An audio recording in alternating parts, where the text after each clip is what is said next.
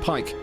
Here on Pros and Cons, our contestants will be debating which two fine members of the Milky Way galaxy would make the best duo for the finest of feasts. Monica Belushi once said, "When I eat with my friends, it is a moment of real pleasure. When I eat, I really enjoy my life." Let me introduce you to two of my good friends from the It's Got Star Trek podcast. It's not Rihanna and Ashlyn, because I forgot to change the tags. It's, in fact, Patrick and Dan. Hi, guys. How are you doing? Welcome. Hi, hello. Welcome Hi, to the how's court. it going? Hello. Very well. Let me change your names very quickly because obviously you are not Rihanna and Ashlyn from the amazing, excellent Dura Sisters podcast. No, where are you guys from and what do you do? That's a good question. Yeah, well, you seem to go first, Patrick. You go. I don't think so. I think you were going first. Well, you were going first. I'm pretty sure I interrupted you. Okay.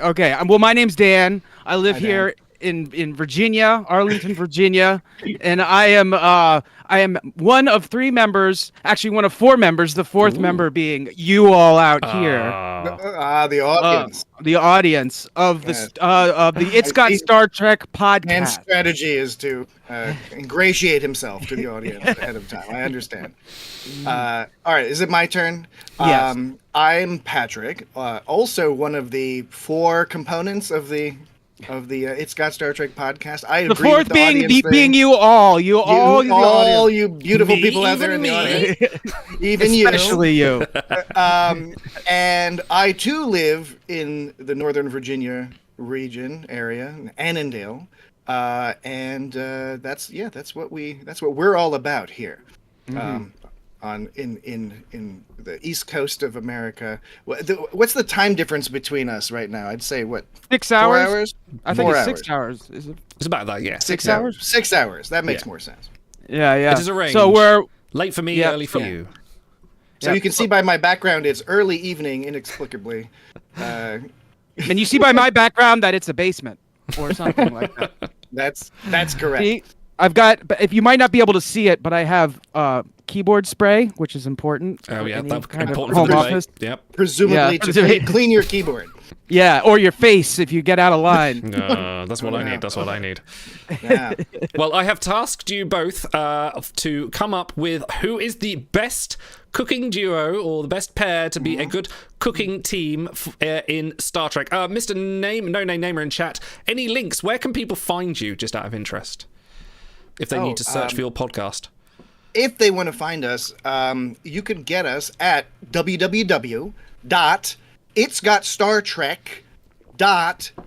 www.It'sGotStarTrek.com. That's the easiest way to find us, but of course we're all over social media at It'sGotStarTrek and in most of the social media places, whatever names they happen to be going by. There's an these days. there's an apostrophe in the it's between the T and the S, but not when you're writing in the But URL. not because when you're writing in not the your- URL. No.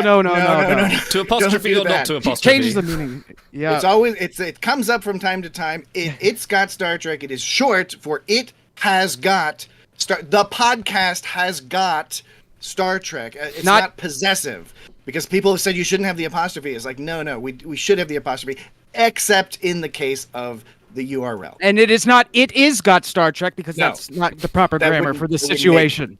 No sense whatsoever. Yeah, It's it possessive. has got Star Trek. Yes. Right, well, for those who aren't familiar with our pros and cons format, we break this down into 4 sections. The first section being the opening statements, where I will give one of you 2 minutes to perform your opening statements, and at any time the opposition can throw a swift objection, stopping the clock and potentially scoring a point if I deem their argument relevant and pertinent. After each contestant has gone round 2 minutes, then we will go on to the evidence gathering round, where both of you will present, without interruption, a piece of evidence, and then the both of you will discuss it at the end to declare whether this evidence is also pertinent. Round 3 will be cross-examination. Each of you will get 2 questions taken in tandem to ask your opposition, and how well it is answered may also decry points going around. Finally, the last round, 4 minutes to give your final closing closing statement, for which you can also be objected and interrupted at any point with a swift cry from your opposition. And I am very much looking forward to this. So, what format does the cry? What format does the cry have to be in? Does it have to whatever like your a yell heart or a shout? desires. Like, Like that sort of thing. If that yeah. Actually, Oh! no, get your cries ready now. So, Patrick, what is your cry for right. this evening? Something along those Okay, lines. you might need it a bit louder because Dan? your microphone didn't quite pick that up. Yeah, Yeah, that works. yeah. Okay, I think your frequencies are too high that your microphone doesn't pick it up. Yeah, there's so always yeah, cats that around can me now. So mine will be more like hooah! Oh, Hooah! that's assertive. I like that. Very assertive. Yeah. It is. Very It's good. Yeah, that might have scored you a Okay. point, but maybe we'll see. Okay, let's go. Patrick first. Your opening statement, please. Your 2 minutes begin now. All right. So, first of all, in this case, you've asked us which Star Trek duo would win a cooking competition, and I'm going to use the Star Trek's penchant for time travel shenanigans to put together two folks who may not have otherwise had an opportunity to interact, because I think that the duo that's going to win a cooking competition is Captain James T. Kirk, circa 2266, that version of Captain Kirk, and 7 of 9, circa 2377, about a year or so. That's Yeah, an Dan and I didn't talk choice. about this ahead of time. We didn't. I knew you were. But- I had a feeling it was 7 of 9 for some I had a reason. feeling. Well, he knows I have a fondness for 7 of 9. But my primary arguments for this duo is that Captain Kirk is highly adaptable, and 7 of 9 is really technically proficient and learns things quickly. But importantly, both of them are really mission oriented, and I think this is important in a cooking contest, because I think so many people would say, like, oh, you got to go Ben Sisko, you got to go Captain Pike. It's like, yeah, they're amazing chefs, but they're amazing chefs. They're going to want to cook from their art, from their heart, and cook something that's meaningful to them. That's not necessarily going to win you a cooking contest. So Captain Kirk and 7 of 9 are going to be able to take stock of the judges, the vibe, and be like, okay, we know what's going to work. They're not going to necessarily make the best meal, but they can make the meal that's going to win the contest. Doesn't matter if it's a barbecue contest, best pie, Iron Chef style. It doesn't matter. They'll adjust and adapt to whatever makes sense to win the mission, which in this case is to win the cooking competition. You still have 10 seconds on the clock. And they're both comfortable bending and breaking the rules. So that can be helpful. Cheating. He's promoting cheating. I object to There that. we go. The black alert signs the end of the time. Well done. You got through that with zero interruptions. So I'm going to give you 2 points for that. I do object to his promotion of cheating, though. Interesting. I'm not promoting cheating. I'm just declaring who do I think would win. Okay. And I think that's one of the reasons, because yes, both of them are not as encumbered by typical Starfleet morality. Let's Interesting. say. So you've got Fair James T. enough. Kirk era, TOS era, and 7 of 9. Did you say which era 7 of 9 was from? Is this Voyager? Yeah, about 2377, which Okay, is so about Voyager. a year or so before they came back. She's not going to assimilate James T. Kirk on site then. She will willing to work No. with him. She's been with the crew long enough to appreciate humans and her quest for her humanity, but she's not yet what she grows into later, say in the era where she's hanging out with an elderly Captain Picard, for example. Interesting. Okay. In which case, Dan, it is now your 2 minutes. Please continue. Please start now. Okay. Hello, everyone. I would like to first take this Hello. opportunity to let everyone here know that I think you're all super cool people, and I'll scratch your back if you scratch mine. You know what I mean? I object. So, This is not an No, I that's an object because objection. you're not making an argument. You're merely further ingratiating yourselves to the audience. I just want to show that the level of respect. I'm just saying The I timer don't has think paused, this by the way. audience. I don't think they are so stupid to fall for your tricks. I think the audience It's is not a very trick. smart. They're going to see through your business. No, I just want to show them that the love is there. This has nothing to do with my argument. All right. I'm just letting them know that I appreciate them and they can appreciate me back in their way if they wish to. I won't award points at this stage, but I will say you have 1 minute and 45 seconds to get to the point. Let's go. Okay. When people think of a good cook, they think of someone who can make a delicious meal. But setting priorities and managing time are also undervalued skills of any successful chef. What do you do when you have to cook for a couple and one orders a steak well done and the other orders theirs rare? You don't simply throw both slabs of meat on the grill at the same time and hope for the best. You have to time it out. Imagine while you're doing that, you have to prepare a salad and bring that out first, while also ensuring that the mashed potatoes aren't cold when the steaks are ready to be plated. There's also prep work to be completed prior to receiving the first order. You want to make sure you don't run out of garlic, and you're not going to bake a cake in a few minutes if that's what they decide they want for dessert. You have to take into account what is needed and what might be needed. Now imagine doing that for a room full of people of varying group sizes. It takes knowledge, communication, experience, priority management, and emotional management. I believe that the team of Data and Jordy would be suited to this task like no other. I was hoping you'd run out of time before you got to the Judge, please. Judge, please. Please, order. 40 seconds. Right. I believe that the team of not only do they have the knowledge of superior engineers, they also communicate as a unit. There's no question that they have experience. If observing their actions weren't enough to convince you, consider that not just anyone gets assigned to the position of engineer for the one and only Starship Enterprise. In addition, they basically spend their day... There's been a number of Starship Enterprises. Judge, please. I'll pause the time. Was that an objection, Patrick? No, I'm sorry. Please. It was being pedantic. 18 seconds on the... You'll have your chance. You'll have your chance to cross-examine. Go. In addition, they basically spend their day assembling and modifying Starship components, constantly balancing sets of priorities to keep the Enterprise not only running but in tip-top shape. After all, maintaining the giant bomb that is the warp core on a ship is basically the same thing as cooking a souffle. Yeah. It's a constant balancing act of temperature, time, ingredients, and intuition. And with I didn't get to finish, and I blame Patrick that I didn't get to finish. and you should. Is it part of a Romulan plot, a ploy to start a war? Well, for that, I will give you a shiny point for getting through your statement. But if you wish to continue with the rest of your statement, I will allow it due to the unheralded interruptions you were given by Patrick. Thank you. Maintaining. Okay, so it's I'm keeping a ship from blowing up. It's like cooking a souffle. It's a balancing act of temperatures, times, ingredients, and intuition. And with the warp core, much like with the souffle, you never open the door until you know it's ready. And whether you're in the weeds because the Enterprise is about to phase out of this dimension, or because you receive 10 simultaneous orders of paella, you must manage your emotions because a hot head is a dead head. If you can read the schematics of the components in engineering, you can read the recipe book for the food produced by a kitchen. Congratulations. Well done. Very effective, very passionate argument. I think, do you know what? I'm going to give a point for the passion. I felt everything behind that. You would definitely ingratiate yourself into this pair. So we have Captain Picard and Seven, represented by His Honor Patrick, and Geordie and Data. What era Geordie and Data are we looking at here, Dan? See, does Patrick has set the bar here for that? Just TNG, just the TNG, just TNG general. Anywhere in there? Anywhere in TNG. Yeah, they've proven themselves throughout that whole thing. That's a good one. Okay, before we lead on to the next round, it is time for... All present respectfully stand.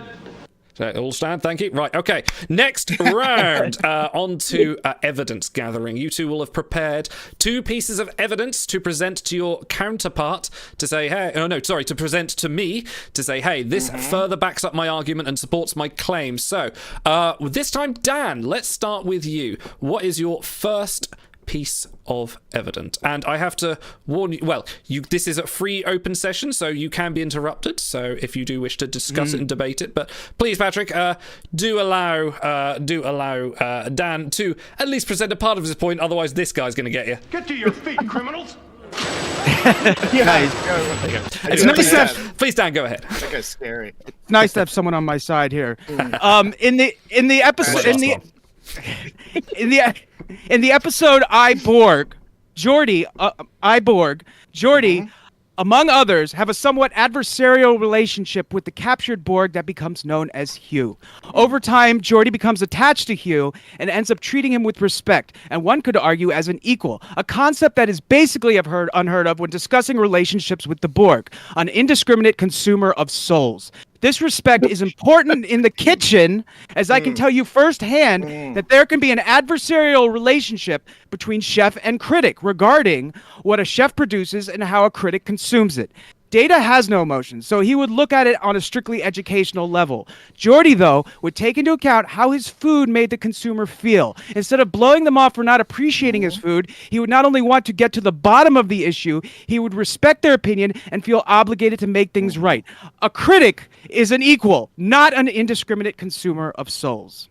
Interesting. Please, Patrick. You used lots of hand motions, which are very convincing. I get it. I do the same thing. But you have not yet convinced me that Jordy, of all people, would really manage. I stipulate all the skills you've ascribed to him 100%.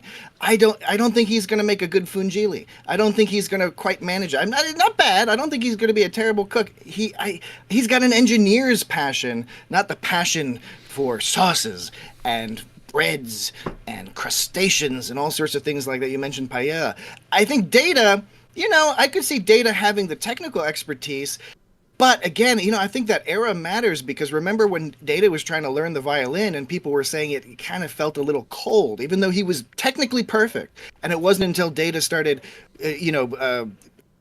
making a point to learn different styles and combine them in interesting ways that some of that passion started coming out. So I think Data has more potential there, but I think Jordy might drag him down a little bit.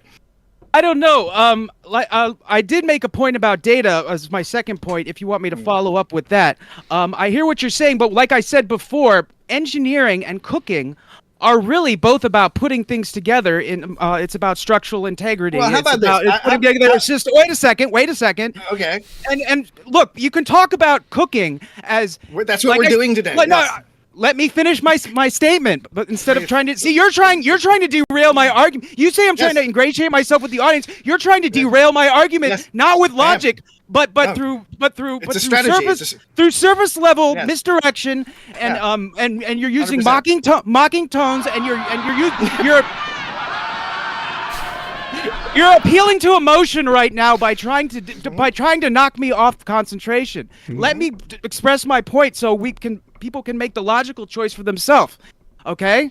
So as I said in my opening statement, people can make a delicious meal. And like you said, with Captain Pike and Cisco, yes, they have the passion for cooking, but it's not just about the passion for cooking. It's about the recipes that are made, and it's about the line. You got your sous chefs, your prep cooks, your fry cooks. It's about them all working together as a team, as they would in the engineering unit, to make sure that all the parts come together in the time they're supposed to, based upon the priorities at the moment, given like the amount of goals they need to serve at any given time. So yes, love and passion is a part of this whole thing, but passion's not going to get you through it. You're going to need organization. And that's something that Jordy and Data complement each other on, is organization. And so, and with the Data point, is it time for Patrick's point, or should I go to Data's point since Patrick brought up Data? Well, I wanted to respond briefly to your point because I don't disagree with any of your points. I disagree with how they apply to the specific scenario because I think you're right. I think Jordy is a great manager. And I think he could probably manage a kitchen with a team of people who have specific skills in those different areas as you described. But I envision a cooking. Unless the sous chef is Leah Brahms, in that case we got a problem. Well, that's the thing. And I holographic or real. I envision this as they have to do the cooking, and I think that's where you need that taste and flavor. You need to have some concept there. And I think both Data and Jordy might have a little bit of difficulty there. Now, here's what I'll say. I will make a big concession here. If you're limiting this to baking, and that could be breads, it can be desserts, whatever, I think you're probably right. I think Jordy and Data, baking is so reliant on precision of temperature and timing and the ratios of ingredients. I think they probably win out if this is solely about baking. But if we're talking about cooking more generally, cooking a meal or cooking a particular dish that's not just baking, you're talking about a chili, a roast turkey, Wiener Schnitzel, something along those lines. I think you need to have a little bit more of that flavor. Okay, flavor game going. you know how people talk about they can tell the difference between an MP3 and a record, and then other people say that no, an MP3 has enough resolution that it covers all the frequencies that can be heard by the human ear. The record may have the higher and lower frequencies, but people don't hear that. So the MP3 is good enough, and that's what I'm saying with the level of intelligence shared by Data and Jordy. The resolution of their flavor knowledge is going to be enough that your average consumer is not going to be able to tell the difference. Yeah. I'm going to add the resolution of my flavor knowledge to my lexicon now. I guess that needs to come out somewhere. That is a good term. However, another quick point is they're not serving this meal to a generic audience. It's not just a bunch of Starfleet officer friends. It's a cooking competition. And one presumes, unless this is one of Dr. Crusher's 10 forward activities, where she just grabs whoever she can to participate, like in her plays and stuff. We're going to presume maybe they've invited, and maybe this is an unfair presumption, but I was kind of thinking that they've invited some top Starfleet. Well, you said any kind of chefs. Competition, from a regular cooking competition to Iron Chef to anything. So I'm talking about on average. In each of those cases, you have specialized judges, I think. Is this the Okay, the so you great- make all the rules of this competition. Well, I believe this will be the Great Beta Quadrant Baking Competition, if you wish it to be, Yeah. but we shall apply it. If you're going to go specific for baking, you will have to hold up that argument for the rest of your case. Yeah, because I think of it more broadly than that. Well, I think of it more broadly too, but Patrick, you're assuming that it's going to be like one or two judges, and I'm saying, but you also said it could be any kind of baking competition. So I'm going to say, on average, there'll be competitions with a few judges. There'll be competitions with a group of like a whole civilization. It's Star Trek; they can have it with the whole Everyone planet. votes. The whole planet votes. I can see. Yeah, that. the whole planet votes. You replicate the meal for everybody, and Because down. it's because it's a planet, they all have like one habitat. It's Because the in food Star planet. Trek, Star Trek planet, yeah, right. Star Trek Yeah. planets have all one thing they're all about. So Yeah, all the continents have the same weather. yeah, right, exactly. It's the barbecue continent. The barbecue, yeah. They I think they might do well in the. Oh, you they get might a point do well for in the barbecue continent. I'm giving you a point for that. This exercise we're doing today is making me desperately hungry. Now I want to know though if a pro audio dude can like tell the difference between a high quality MP3 and a record. That's now what I'm thinking about, because that would if I had that evidence, it would help my case. I want to know if an MP3 can tell the difference between well-cooked scrambled eggs and a pile of gross eggy grossness. Well, on that note, A sentient MP3. on that tangent, I will be giving the point, I believe, to Dan. You have expressed yourself passionately. I say that's a submissible piece of evidence. Patrick, what is your first piece of evidence?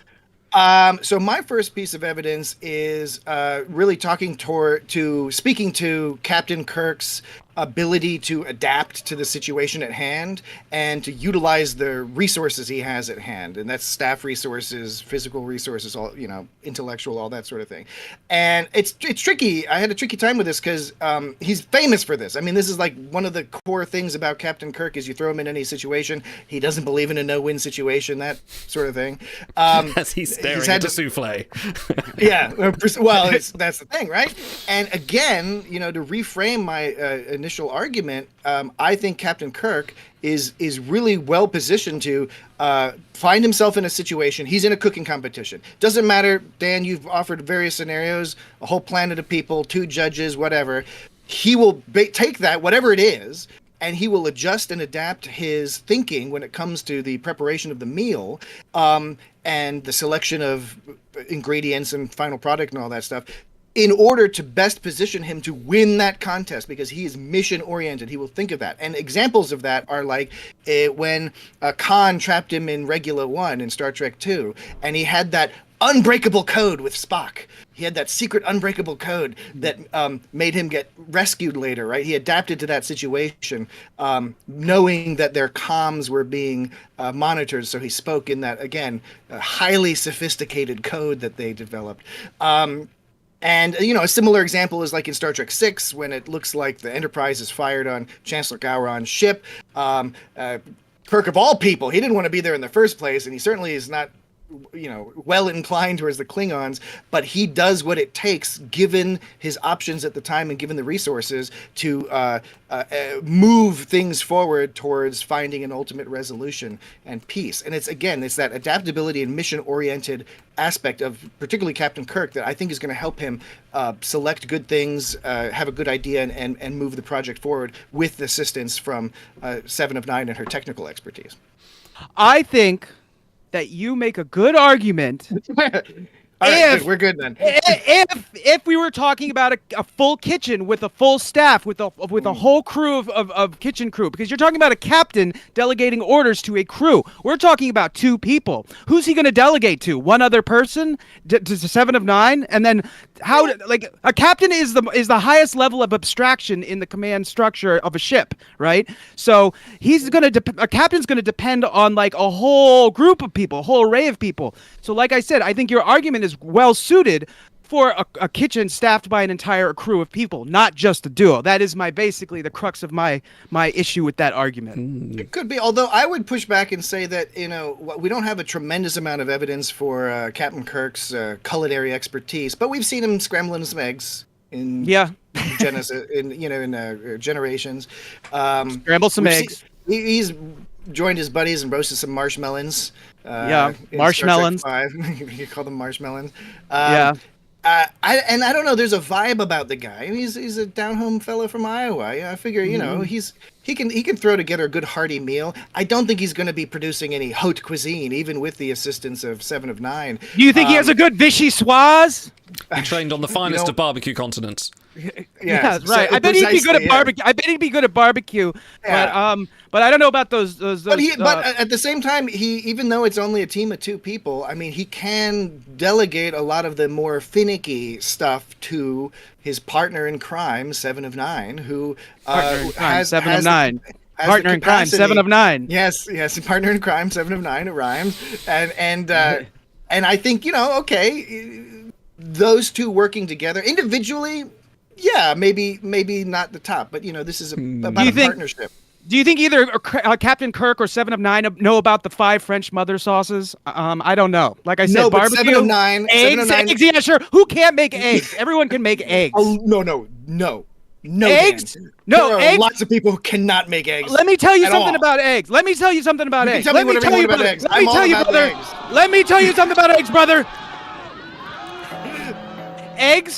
Anyone can make eggs if they just go through the proper steps to make good eggs. The problem is most people don't do that. That's the title of your self-help cookbook. I know. No, but most people. That's not what we're here to sell. No, look, it doesn't take skill to make good eggs. It takes just effort to follow the steps of making good eggs. And most people don't care about eggs, which they should. I agree, because wait a second, because bad eggs are terrible. But I'm just saying, anyone.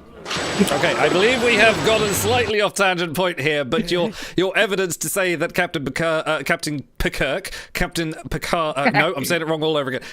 Kirk's command style or his way of organizing a ship, but Dan, you countered with, well, they're not running a ship, he's running a team of 2. I believe, Dan, your point is a little bit more salient, so I'm willing to give you the point on this one, and with that, don't get too cocky. Don't get too cocky. I can withdraw these points as easy as I give them. How about, Dan, your final piece of evidence, please?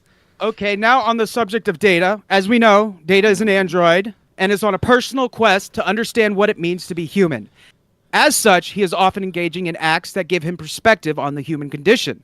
What better way to do this than through art? Now, Patrick, yes, you did bring up the point about him playing the violin and how people were kind of like, oh, it's missing something. So we know he plays the violin. We know he acts and plays. I believe, though, that there's nobody out there that would treat the art of cooking with a level of importance and respect more than Data. Even though something may be missing in his violin playing, you know he's treating it with as much respect as he knows how to, because he knows that's the possible gateway into humanity. And cooking is the same. It's an art. And in the lovable moments when Data misses the point of an activity from the perspective of a person, he has Geordi there to remind him why people often engage in such activities to begin with. This was evident in the episode Elementary Dear Data, when Geordi explained to Data that solving a mystery isn't fun if you know all the details ahead of time. So Geordi is the perfect companion to Data in this respect, as he is able to keep Data focused. Data has displayed an analog to emotion before, though, such as in the episode The Offspring, where he implements his own version of procreation by building and activating his own android. He treats this android as his offspring, and the episode ends with a heartbreaking but inspiring example of how emotions can come in many forms. Passion exists in Data, and that passion can be directed towards the art of cooking. Okay, I agree with all of that. I don't think Data has very good taste, though. I think we've. That's why Geordi's there. Well, I don't think Geordi has that much great taste either. But Data, I mean, Data has remarked on, when he's talking about drinking, he and Odo do the same thing where they pretend to drink in a sense in order to be less socially awkward and make people be less off-putting. Data will drink something that lubricates his insides. But he seems a little bit.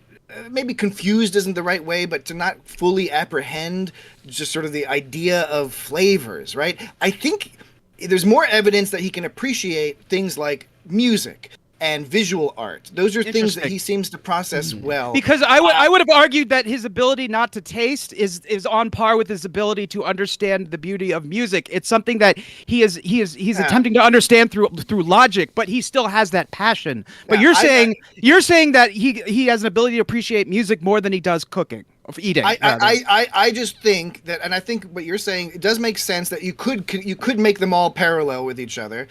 But I think the evidence on the screen is he's a little bit more confused about things that, like, literally about flavors. Like, I think it's just it's concept that, who knows, maybe later on Data a little bit better. That's where I think season 1 TNG Data has no clue as to the flavor stuff. Maybe season 7, maybe Generations when he gets the emotion chip, maybe he understands because there is so much emotion tied into flavor. Whereas I think you can have a sincere appreciation of visual or auditory arts, even if you don't have that, emotional component to it.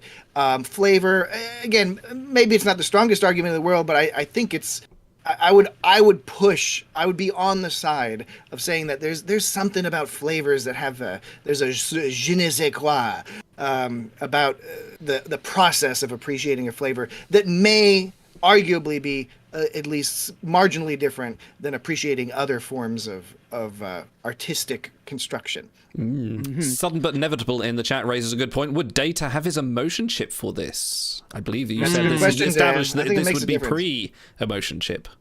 I guess I have to make. I can't decide one of the. I can't decide both. I guess I have to. I've been basing this argument off of him without his emotion chip. So yeah, I guess no emotion chip. I think that once again, to go back, I see your point, Patrick, and you make a solid point. I would go back to what I was saying about Data's gonna have the recipes in his head, and I know that cooking is more than just recipes and building. It's about a love and passion. But to bring it back to the argument again of the kitchen is about an assembly line. It's about construction. It's if you want an outstanding meal, yes, it helps to taste the food for certain. But if you have the recipes and if you have the set of instructions ahead of you, I believe it is possible to have enough technical knowledge to be able to get at minimum close enough. And I would count, and I don't disagree with you, but I would counter with saying that Data, you're right. I think in 7 of 9 on my team, I think 7 of 9 you get all the analytical and technical expertise of Data. We'll get to your evidence.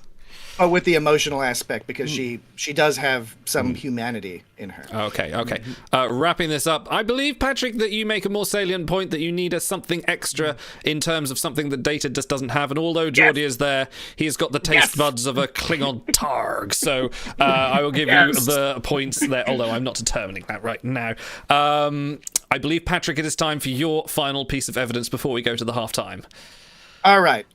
So next piece of evidence focuses on 7 of 9, right? And so I touched briefly on, that was what I was just saying about 7 of 9 having the technical and emotional aspect. It wasn't something I thought about before. It was in reaction to what you were saying, Dan. So I think she's an analog to Data in this situation, except with maybe a little bit of an advantage over Data, whereas Kirk can kind of, be the analog to Geordi. Yeah, except maybe has better taste. But the piece of evidence specific to 7 of 9, but not the technical know-how.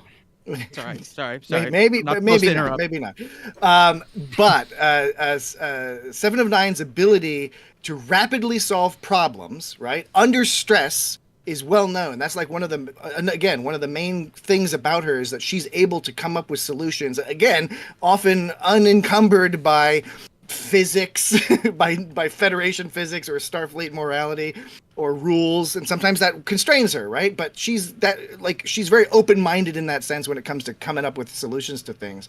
And just to give a few examples of when Seven of Nine saved Voyager and her crew, or her crew, with her quick thinking and technical ability, she figured out how to use Borg nanites to resurrect recently dead people, and for some reason did use that on And Neelix. cook them.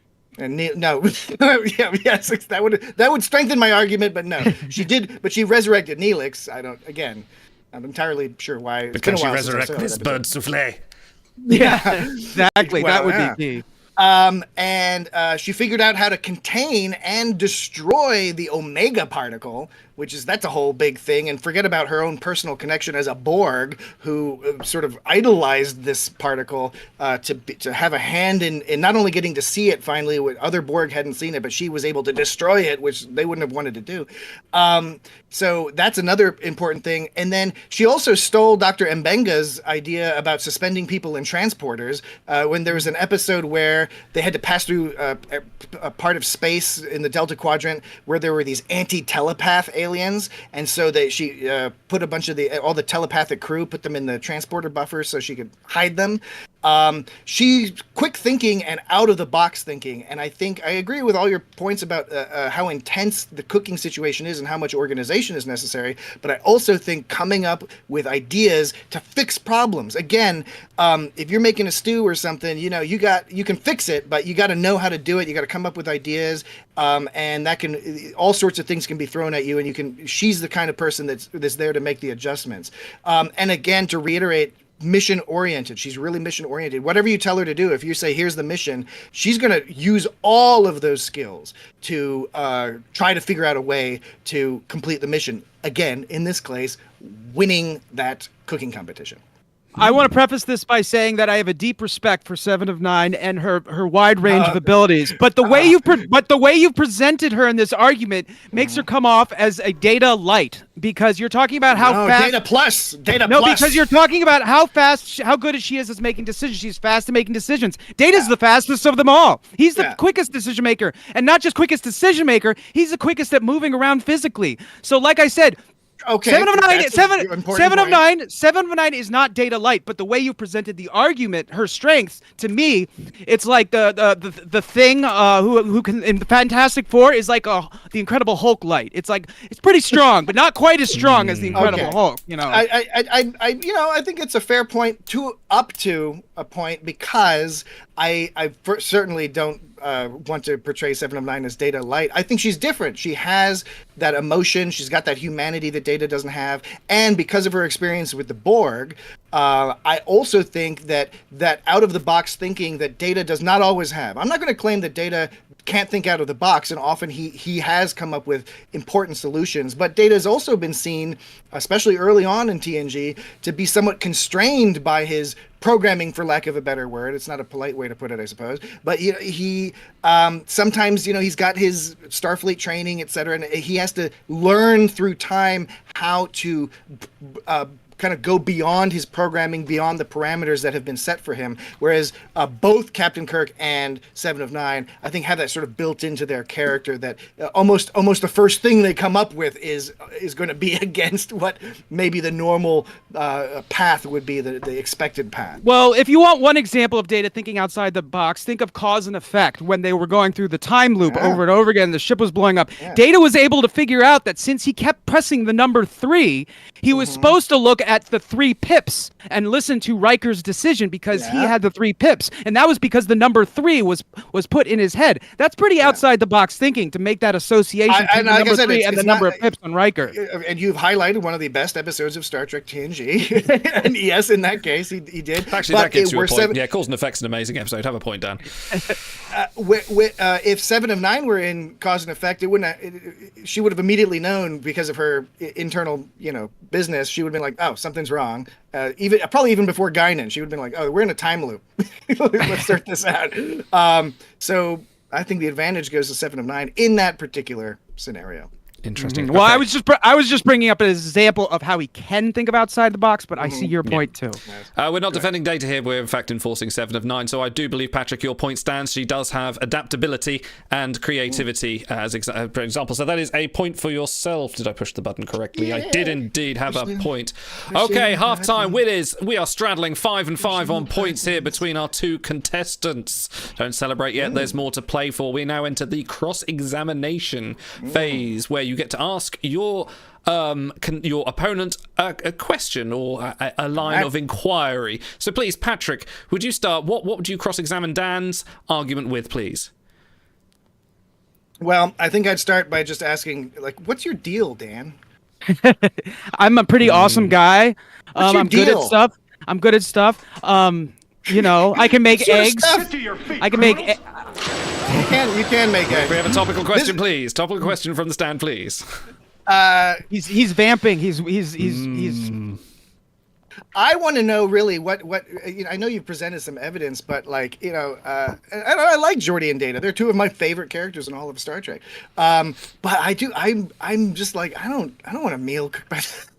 I know that's not evidence. That's not even an argument. I'm just saying. No, it's not. It's prejudice. You're judging a book by its cover. Prejudice. I'm not saying that. You're not even giving him a chance. I'm not saying I'm against meals prepared by androids in any sense or anything like that.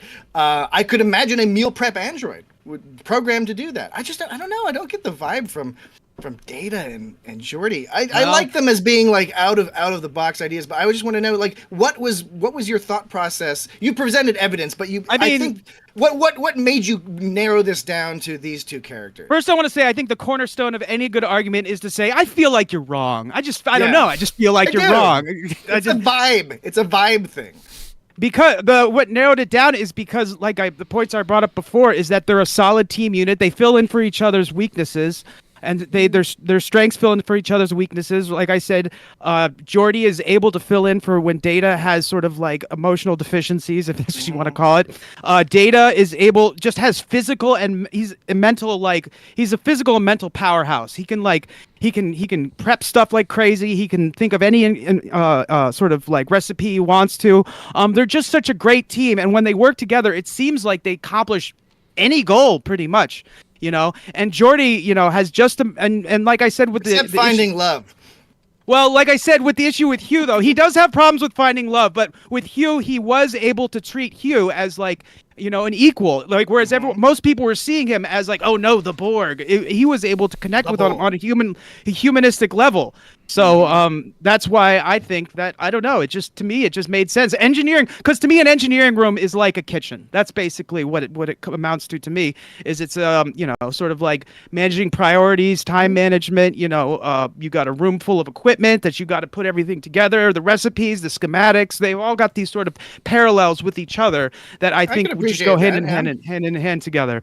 So I can appreciate that perspective. Again, I was viewing this more in. They've got to team up, cook their own meal over some stovetops and at a Texas barbecue fair or something like that. Oh yeah, no, I think that.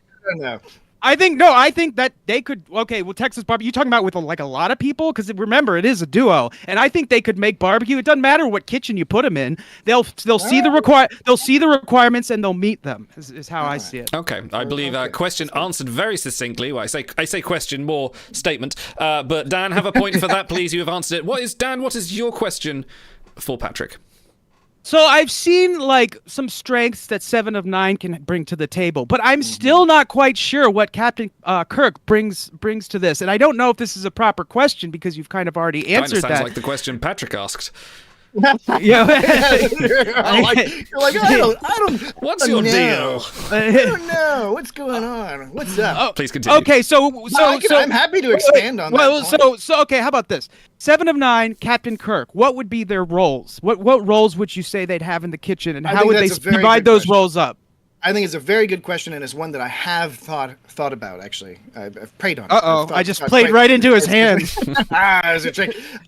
No, really, I envision when I'm thinking about this, I'm like, okay, Captain Kirk, he knows how to deal with people. He knows how to deal with stress. He knows how to deal with all manner of situations. He also has that ability, which I think is important in leaders, especially mission-oriented leaders, to kind of pull back and almost not take it too seriously. It's not that he doesn't, but it's where he's kind of like, all right, this is the deal. We got to win this contest. And that's why I was trying to stress at the beginning that they're not necessarily going to actually make the best meal ever made, but they would know how to make the best meal for that specific contest. Whoever, they would figure out who the judges are, figure out what the environment is like, and all that stuff. And I think Captain Kirk brings a lot in that sense to kind of get the vibe, and then in convey that to 7 of 9, consult with her, because 7 of 9 is the one who has access to all manner of recipes, etc. She can look that stuff up. She can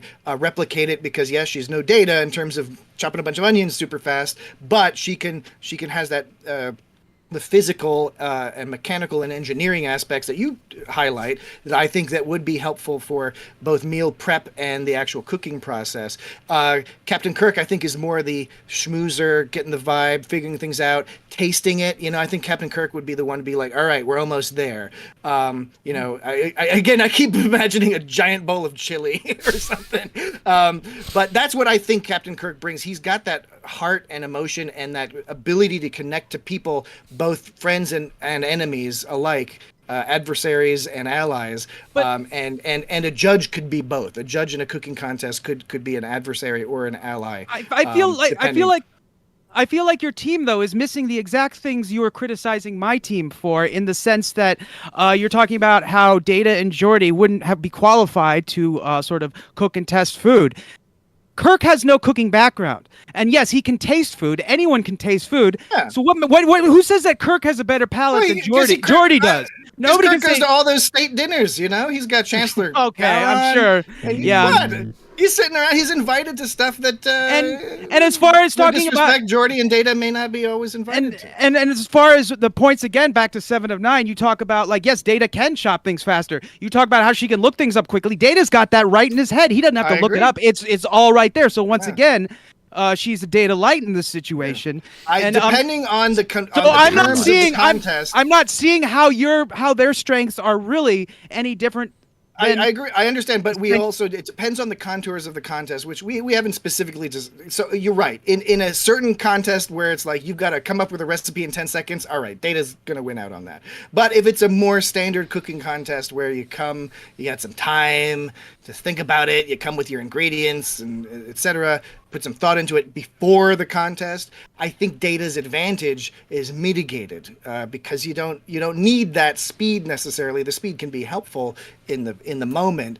I will certainly concede and stipulate that Data is going to kick everyone's ass when it comes to chopping up carrots and onions and getting the ratios of things right. That is a huge advantage that your team has. But I will again talk about, there's that emotional component. If I'm putting Geordi up against Kirk in terms of who can taste things better, I'm picking Kirk. And more importantly, 7 of 9, we know that she loves good flavors. When the first time she gets to have ice cream or something, her face goes crazy. She's somebody who can appreciate good flavors. But she can also, because of what she went through. But because she's so not used to good flavors, she can probably taste something that's not that good and appreciate it simply because it is a flavor. You know what I mean? Which is why we've got Captain Kirk along. I believe, Patrick, you have defended your point there quite well enough. Have a point for that. Patrick, please, your final question for Dan. Excellent. Wait, there's 2 questions apiece? There is 2 questions apiece. All right. But get thinking. We'll have to come up with questions on the fly. I would like to know, Dan, who would have been your runners-up? or at least one runner-up, because I'm sure I went through the same process as you did trying to consider this. I'm sure you thought of a number of different names. Is there somebody you have on the bench just in case Geordi or Data can't make it for some reason? Maybe Geordi's chasing some hologram lady, or Data's got locked in. He's looking for Spot, who's got locked in the closet. Who's the third or fourth person on that bench? Well, to stick and not on purpose, but to just so happen to stick with the TNG theme, I think if one of them were not to be able to show up, I think Counselor Deanna Troi would make an excellent cook in terms of you're talking about emotion and being able to read what the judges want, getting a feel for what's going to please them. She can judge the rest of their course, their whole rest of their courses based upon their reaction to that first salad, probably, and she can catch their vibe just by looking at them, and she's in tune and is at one with sort of like the food, what food brings. As we know, she's very connected with chocolate. So she has this emotional. As am I, Dan. She has an emotional connection with food, but not in a way that I would say is unhealthy. She does not have an unhealthy emotional connection with food. I certainly hope not. Because I subscribe to the Counselor Troi diet. Right. So she can find that link between the emotion of food and the emotion of other people, I should say. I tell you, Dan, that's a good choice. And in fact, I think had you picked her instead of Geordi, you would have kicked my ass. Oh man! I think it's hard to because it's not over yet. It's the empathic nature of Troi, I think, is very important, and more importantly, something I don't think you mentioned was she has a pre-existing relationship with Data in terms of working with him on his. I'm supporting the fact that he's picked the wrong person. That his team. He's trying to shake me mentally. He's trying to shake me mentally. So. Make me question myself. Dan went for psychology going on there. The old buddy comedy, and he wasn't thinking. He was like, these are Geordi and Data. They're good buddies. Troi, I think, would have been a better choice, and that's why I asked you. Well, since you've agreed, I think you should lament your choice. Since you've submitted to Dan's point, and I'm going to give Dan a point for that, for having an awesome backup and you agreeing to it. So hey, can't not give him a point for that. I think it's an awesome. But I don't concede that I supported his point, because I'm saying he should have gone with that. He's trying to get in my head. I see that. Well, Dan, feel free to get back in the head of his. It is now your time for your final question. I guess this is a straightforward question. What meal would you say that Kirk was suited for versus what 7 of 9 would be suited towards making? I think so between Kirk and 7 of 9, that's very interesting. So if they were forced to be separate, is what you're saying. They have to come up with their own meals, right? Mm-hmm. It's a good question. I think Kirk, you're going to have a big, hearty country-style breakfast.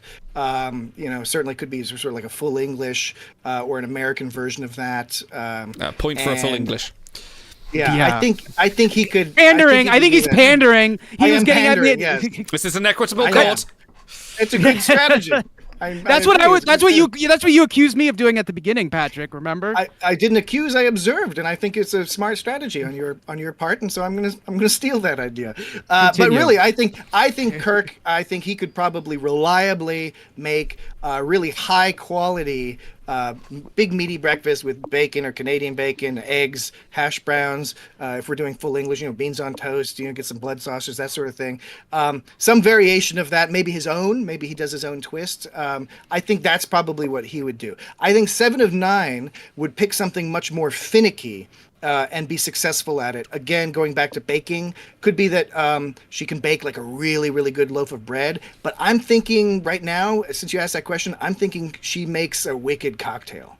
I think she makes one of those really special cocktails, the kind that you can only get from Guinan or a few other people. And now she's a mixologist. She's a mixologist now, not a cook. And if you don't want to count that, we'll stick with the bread. But I think as part of the meal, I count all of that as part of the meal. And I would very much enjoy the opportunity to have a 7 of 9 crafted cocktail with the real stuff, not with the many meals that were literally cocktails. So I can agree with that. That is considered a culinary art. Yeah, I don't know if I think I agree with the Kirk one, but I don't see 7 of 9 having much knowledge about cocktails. I just don't think it's the ratios. She can get everything. But once just again, right. it's to bring to your point, it's all about the taste. And does she have a taste for cocktails? I don't think she does. I think in baking and in cocktails, I think it's more about knowing which ingredients to put in and which ratios to put them in. So I think you need a little less passion in that part. I don't agree with that at all. That stuff. I don't agree. I think if you're making a stew or some eggs or hash browns or something, that you need more love in order to make some good eggs. Have you ever made Bloody Mary mix? Because I have, and let me tell you, that's more than just measurements and ingredients. Bloody Mary mix from scratch. Yeah, making Bloody Mary mix from scratch. I've purchased bottles of it. And I used to pour it in a glass, and then you pour in some rum or vodka. I used to have to do it at a job I had. I made Bloody Mary mix from scratch, and you have to taste that stuff. Yeah. So it depends on what drink you're talking about. Yeah. I don't think she'd make a good Bloody Mary. I just don't. Well, maybe not a good Bloody. I can. And I think that point. That example extends. I'm talking about one of them Starfleet crazy things with like all sorts of lights and okay, well, and yeah. What about the one where Guinan flicked the warp core? The sun. Oh no, sunset. Yes. Yeah. That looks like an artistic drink to me, if ever there was one. So I'm saying the Bloody Mary mix was an example that extends to other drinks, and like the one where they go like that. If she gets to pick, she's gonna pick a drink that is she's gonna pick like a gin and tonic. She's gonna pick a gin and tonic. No, and she's gonna pick like a drink specialty. that is suited to her skills and outlook, and maybe she does a warp core breach like I got to enjoy once in the Las Vegas Star Trek experience. It was a big bowl of rum and other nonsense. Objection, relevance, and a bunch of dry ice. Yeah, no, this is true. I'm going to go criminals. Yeah, that's true. We are getting off topic. Okay, I am actually going to say, Patrick, you do get the point for this because you did answer the question that was given to you, despite maybe some good points. So I think Danny also very good points. So point apiece on that part. Excellent. And as we enter into your closing statements, you want 8 and 8 apiece. So everything to play for here. Successful objections, I should note, will get you points here. But you do have. Would you prefer a longer or a shorter time? Probably shorter. We can sum up pretty quick. Let's do a shorter time. Let's do a 2 minutes. I mean, I don't know. Maybe Dan needs longer. Maybe he needs a longer, more cumbersome argument to defend his position. What? Oh, because I'm more well thought out and I think about it through. That means that that's actually a weakness in Patrick's world. So. Let's find out. I'd say 3 or 3.5 minutes. I think we'll go for 2. We'll go for 2. We'll go for 2. We've man. Apart from I've got that set on my timer in front of me and I can't be bothered to change it. So Dan, you have 2 minutes beginning now. Okay, as far as cooking is a multifaceted process. It begins with preparation and it ends with the product. As far as prep work goes, there can be no equal to data. We've seen how quickly and precisely his hands move across a console, navigating through the various menus in the LCAR system interface, dicing tomatoes and potatoes, slicing red onions and radishes. It's all the same to him. There's no concern of contamination since he is continuously aware of sterility of his environment. And let's not forget, he is basically incapable of accidentally cutting himself. And even if he did, he would be immediately aware of it. This brings me to my next point. Another skill a cook needs to have is the ability to stay cool and collected, and since Data doesn't feel fear, he won't lie about any mistakes he made, assuming he's even capable of them. And since he doesn't feel stress, he won't forget to prep the ingredients for the main courses, and he will in fact be able to know exactly how much time is required to prepare every single sauce and spice and dressing from scratch. No chance of being served frozen food when Data is the prep cook, since he can analyze the consumption statistics of the group of people that are expected to enter the establishment based on the history of the environment combined with the eating habits of the people who are to be in attendance. Data also has a literal encyclopedia of culinary knowledge, from recipes to techniques. All ingredients will be prepared so fresh, so clean, and from scratch. Since Geordie's visor can detect both ultraviolet and infrared light, he has the ability to merely eyeball, so to speak, any piece of food and know exactly and instantly the stage at which each item is in its cooking process. Imagine cooking enough steaks to feed a mess hall and immediately knowing which steaks are ready, and for the ones that aren't, how long it will take until they are ready with just a passing glance. This is by itself a convenient ability, to say the least. According to the Institute of Culinary Education, infrared light can be used to cook food. So if they were to simply reverse the polarity of his visor, Geordie would be able to actually cook the food using infrared capability of his visor, thus offering him the ability to tweak food items that are uneven or need a little boost. 10 seconds. The ability... wow. This is unfair because I prepared for 3 minutes, but that's okay. No, it's just fine. My perspective is just fine. Black alert! We got to the end there. We got to the end. So Dan, that's not fair. I'd say I prepared for 3 minutes and I suddenly only got 2 minutes. So like you're asking me to change. Court. Okay, Dan, you successfully got to the end with 0 objections. That is 2 points, taking you up to 10 points now. Patrick, go. Sorry, please. Can you allow me one last point that I want to bring up? Okay. I think that's, yeah. Okay.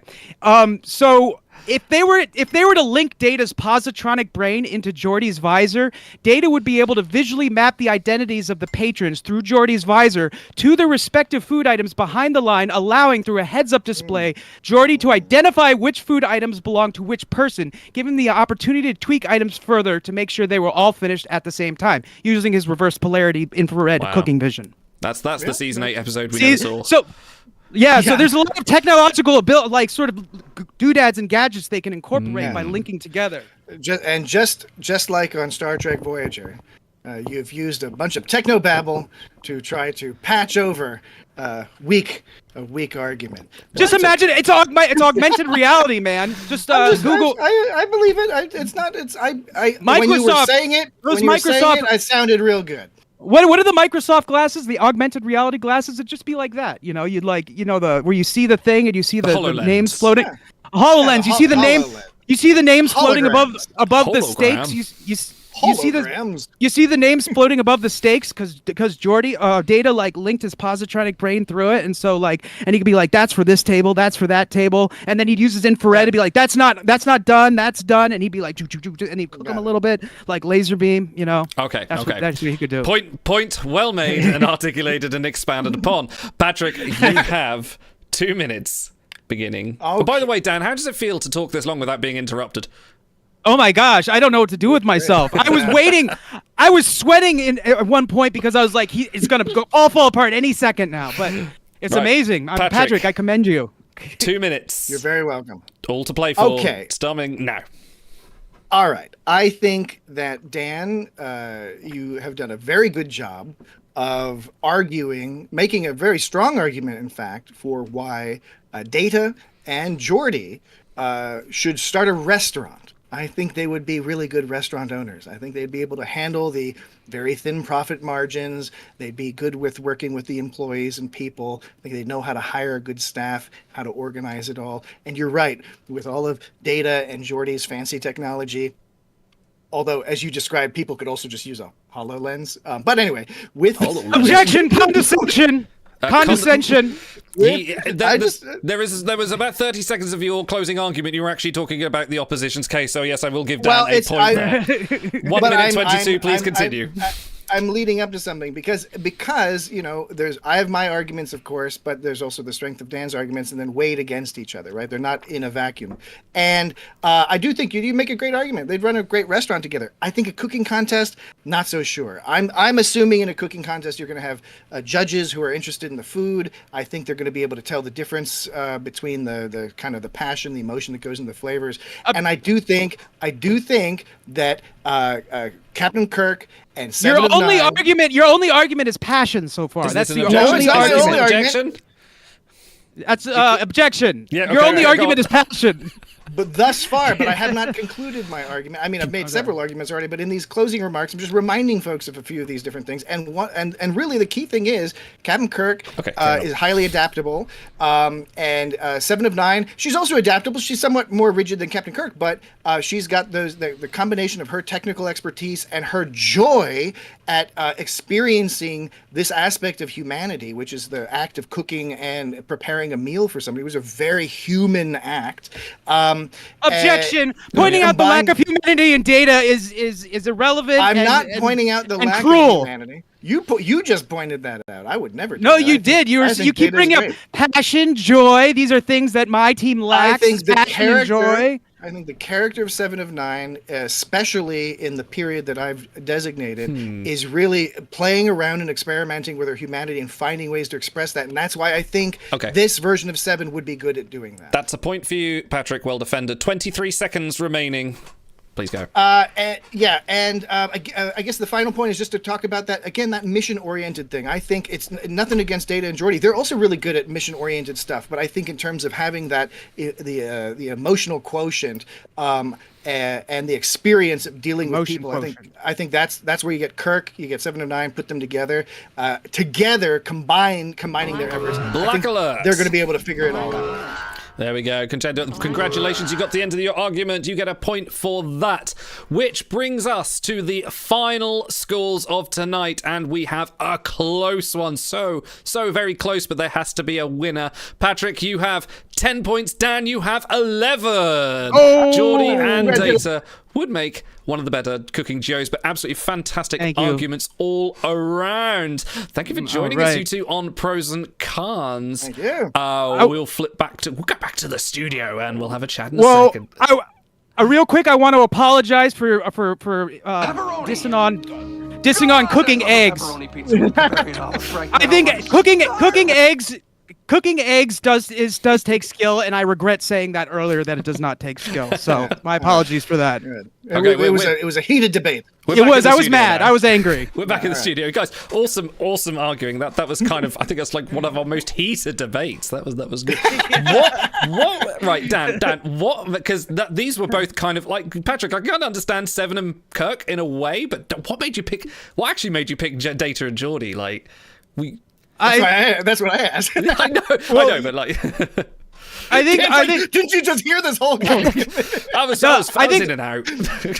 I was going to different people. I also went to there's Pike and Cisco. I definitely went to that group. But then I was just thinking around, what other qualities are there? Yeah. And having actually worked in restaurants for several years, he has a huge advantage over me in this. He actually knows how all this stuff works. He knows. So when I watched what goes on in engineering, I was actually thinking about the things I said, like time management and assembling things and stuff like that. You're right. There is definitely one of the things that was my foil, one that I recognized as I was going along, is it's going to be hard to argue this passion point, because all the other pieces seem there to me. Just sort of like this whole crew of people, this group of people working together, whether it's 2 people or 10 people or whatever. It's all about managing priorities and designating tasks and doing things in order, and the recipes come from the top, but then you just get the other people that you get everyone is important in the process. I mean, making recipes is a very small part of the whole entire process. So.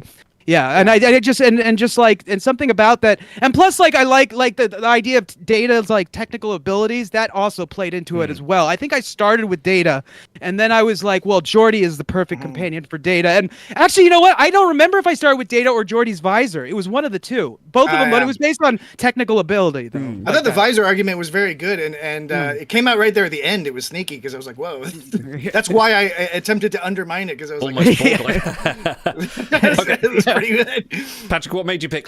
Do you not think that Kirk and Seven in the same workplace is going to cause all sorts of HR disasters? That's good. That's a recipe for.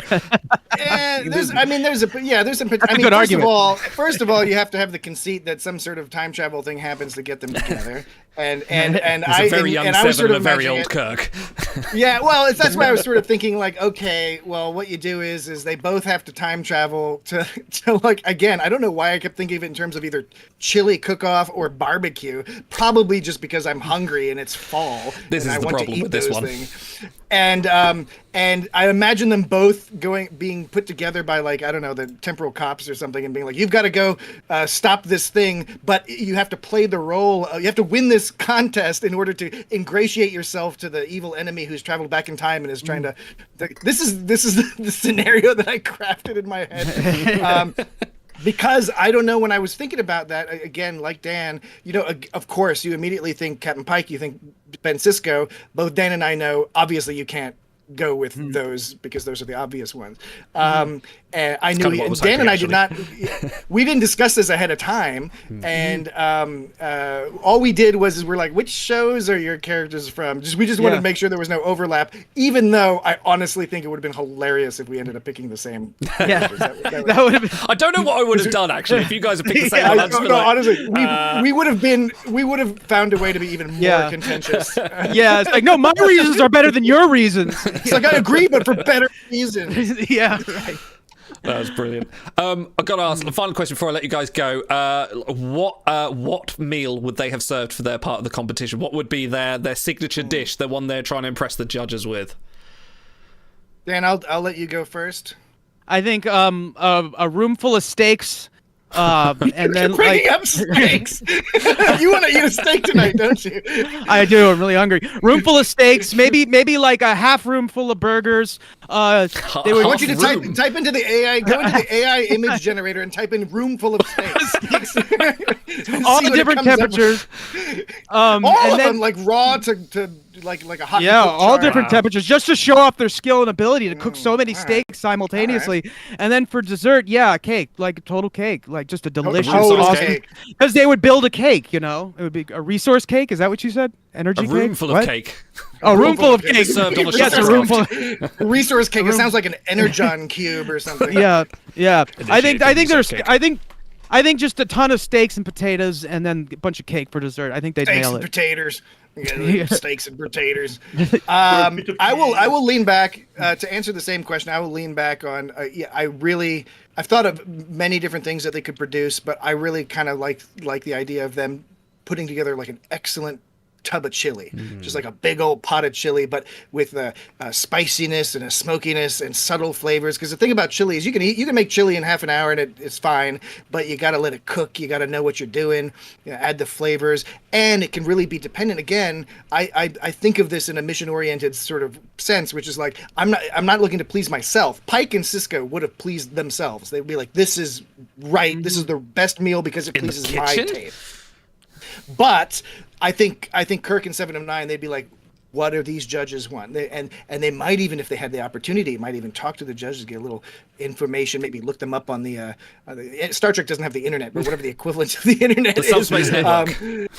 Subspace Network. Their dossier. You get to look up the dossiers on the judge. But the point being that, with a good chili, you can take it. It's still chili, but you can take it in so many different directions. And customize it to suit the flavor of the moment, the flavor of the people, the atmosphere that you're in. I also I brought up paella for a reason too, because anything like that, paella, jambalaya might be more tough. I don't know which is tougher, jambalaya or paella. But any kind of dish where you have to put together like a balance of ingredients to fit together structurally perfect like that. The trick with both of those is like the rice, for example. Cooking the rice the right way, and then you got to cook all the other. Everything's got to work in a certain way. It's not always that forgiving to do it well. Risotto is another one. Yeah. I mean, how many times have we had a shitty risotto? Am I right? Can't even count. Am I right? It's watery and terrible. It's a sloppy risotto where you get some dry, crunchy risotto. Come on, what the hell? I had some boring gnocchi pesto the other day. I was really disappointed. There's nothing more upsetting than a boring gnocchi. I've said that many times before. Dan knows this. Yeah, all the time. Like he my doesn't mother shut up always about told me, there's nothing more upsetting than a boring I'm like, gnocchi. how can you just put some garlic butter on it? I mean, how do you have a boring gnocchi? But I've experienced that, Dan. I've experienced that. Cranky asks, who would be the alpha between Kirk and 7? Who would be the head chef? Who would be the sous? Oh, that's a good question. I honestly think that would be a counter argument. I think that you might see some issues there. I don't think that 7 would necessarily immediately, be subservient to Kirk just because of rank or whatever. She's especially with that Borg background. She's like, I don't know. She's seen too much. Yeah, exactly. She's got a lot of experience. I think a thing a lot of people forget with 7 of 9, and most people probably don't forget this, but the fact is that she's got both the aspect of almost being childlike in that she's a child human. She was 6 years old when she was assimilated, and then she's trying to learn more about humanity. So she's going through a process that a lot of humans go through as they're growing up. But at the same time, she's got so much experience and knowledge left over from when she was connected to the Borg Collective. It's part of what makes her such a fascinating character. Yeah, but I also think that would present some issues if she's trying to deal with an authority situation. We already saw how much trouble she had with Janeway as an authority, and it took time for that relationship to sort itself out. I think with Kirk, she's not going to necessarily immediately be like, oh, he's Captain Kirk. And like you said, Captain Kirk might be distracted by some sort of the phenotypical aspects of 7 of 9 and maybe not realize where she could be beneficial. Although I'd like to think that Kirk, especially Kirk after a few years in command, like he's smart enough to differentiate between a person he's attracted to, and he's not going to get distracted, and he is going to be able to be mission first. But it could be a problem. Excellent. Thank you guys for coming. Thank you guys for doing this, Patrick. I know you've got somewhere to be as well, so I'll let you go. Again, like we said at the start, where can people find you? What do you do? What's your podcast? What is It's Got Star Trek? What do you do each week? All right. It's Got Star Trek. It's a podcast. We talk about Star Trek. We put out content each and every week. So when there's new episodes, like right now, we happen to be covering season 4 of Lower Decks. We cover all the new episodes. When new episodes aren't airing, Dan has crafted an algorithm, and without any AI help at all, he's crafted an algorithm. We actually use this. Sometimes people ask, they're like, "Do you use this algorithm?" We actually use this algorithm because what it does Darn is tootin' we do. it takes As Riker would say, you're damn right.